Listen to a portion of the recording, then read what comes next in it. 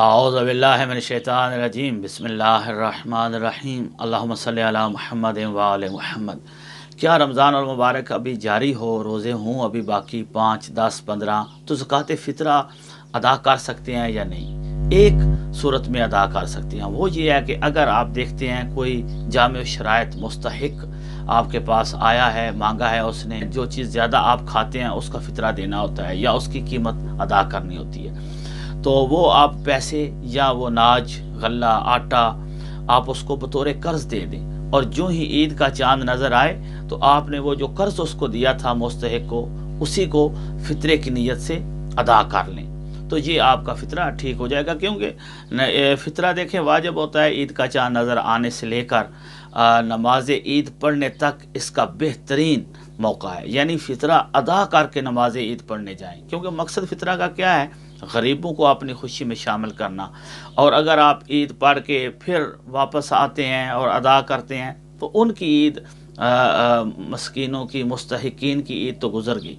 तो इसलिए बाद में ये रवायात में कहा गया है कि जो लेट करता है फ़ितरे को देना तो ज़रूरी होता है, वाजिब होता है, उसके ज़िम्मे पर होता है, फिर वो सदका शुमार होता है, फ़ितरा शुमार नहीं होता। फ़ितरा तभी आपका उन्वान फ़ितरा सही अदा होगा जब नमाज ईद पढ़ने से पहले पहले अदा कर दें। बेहतर तो यही है जो ही ईद का चांद नज़र आए आप जो भी आपका फ़ितरा बनता है वो मुस्तहिकीन तक पहुंचा दें। और मुस्तहिकीन से मुराद भी यहाँ जामे शराइत हैं, यानी आपको यकीन हो, क्योंकि ये ज़कात है या खुम्स है, ये भी इनमें भी इसी तरह शराइत हैं जिस तरह नमाज की शराइत हैं, जिस तरह नका और अक़्द की शराइत हैं। कितना हम पास और लिहाज रखते हैं अक़्द की शराइत का, नमाज की शराइत का, ताकि हमारी इबादत ठीक तरीके से अंजाम पाए और कोई खलल ना रह जाए। इसी तरह फ़ितरा की भी शराइत हैं। पहली शर्त ये है कि वो मुस्तहिक जो है वो तौहीद और रसालत के बाद 12 आइम्मा अलैहिस्सलातु वस्सलाम की इमामत का कायल हो, और इसके बाद फिर वो इस फ़ितरा को हराम काम में खर्च ना करे, और फिर वो बाकी शराइत हैं। तो इसी तरह दूसरा सवाल ये होता है कि ये दरवाजे पर जो मांगने आ जाते हैं लोग शहरों में खसूसन, वो तो पता नहीं होता कि कौन क्या उनका अकीदा है, मानते हैं नहीं मानते।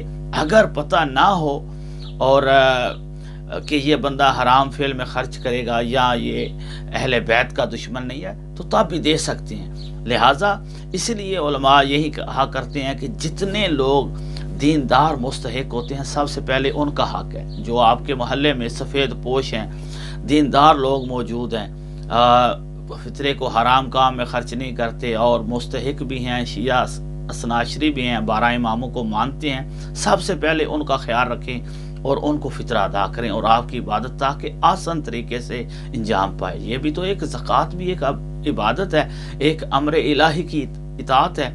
खुम्स हो, ज़कात हो, इसकी भी अपनी शराइत है। और दूसरी बात ये कि अगर कोई दरवाजे पे मांगने आता है और उसका पता नहीं है वो शिया इसनाशरी है या नेक है, सफ़ेद पोश है, जो भी शराइत है, तो अमूमन सड़कों पे मांगने वाले इनको भी डांटा ना करें। डांटना, धिक्का देकर इनको घर से निकाल देना, ये हमारे आइम्मा की सीरत में नहीं है।